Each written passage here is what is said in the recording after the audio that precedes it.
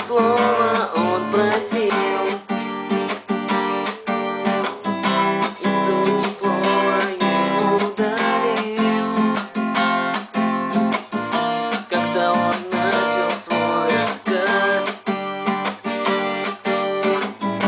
весь зал наполнился слезами. Когда мне стало 20 лет,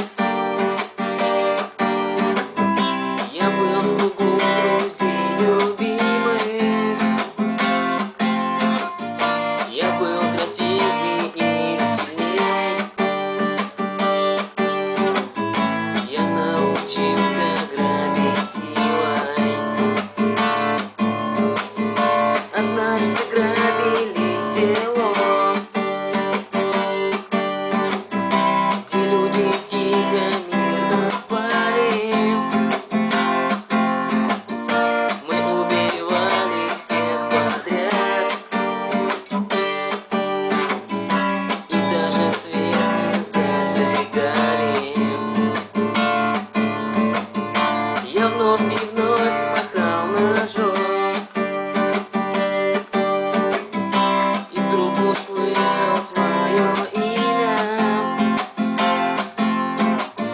Я спички взял, огонь разжег. О, судьи, что я там увидел? У тела мертвого отца,